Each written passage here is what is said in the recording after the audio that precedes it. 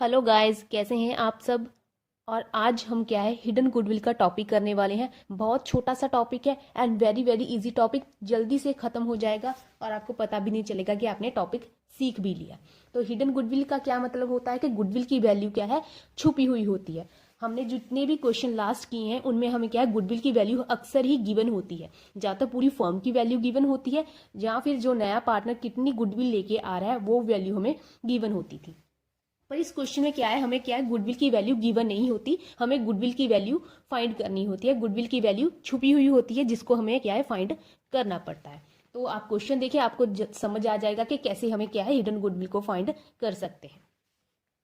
Question देखिए, A and B are partners with capital 1,30,000 and 90,000। A and B partners है, उन दोनों की कैपिटल दी है 1,30,000 एंड 90,000। ये ए की कैपिटल है एंड ये वाली बी की कैपिटल है।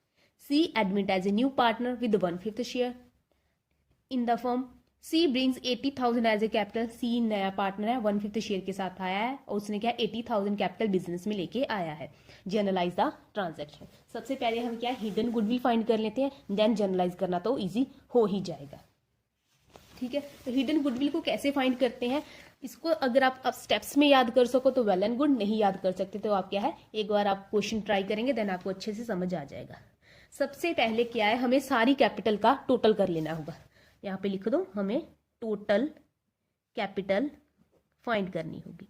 अब टोटल कैपिटल में सबकी कैपिटल, ओल्ड पार्टनर की भी प्लस न्यू पार्टनर की। यहाँ पे मैं आपको लिख दूं, ओल्ड पार्टनर है चाहे वो न्यू पार्टनर है, दोनों की कैपिटल को क्या है टोटल कर देना है। ठीक है, फर्म की टोटल कैपिटल कितनी है, ए की है 1,30,000, दैट मीन कि ए प्लस बी प्लस सी तीनों की कैपिटल का टोटल। तो कर दीजिए, ए की कितनी है 1,30,000, बी की कितनी है 90,000 और सी की कितनी है 80,000। तो तीनों का टोटल कितना हो गया, अभी कर लेते हैं।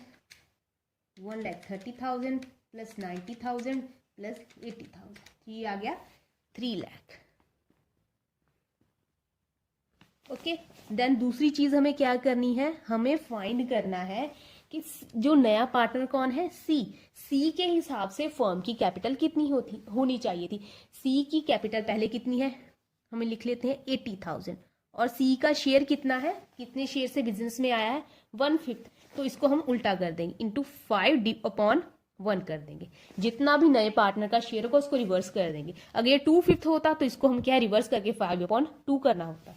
ठीक है ना, अगर 3/5 के साथ आता तो हमें क्या है 5/3 करना पड़ता।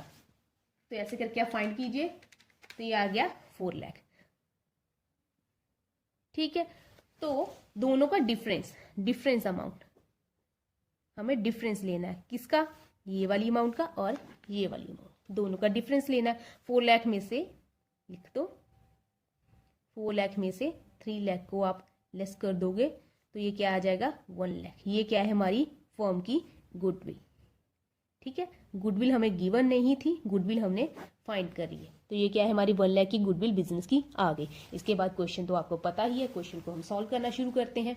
सबसे पहली चीज क्या है, बिजनेस में कैश आया है, cash account debit to C's capital account. Business में सी कितना कैश लेके आया, 80,000 कैपिटल के रूप में। अरे यार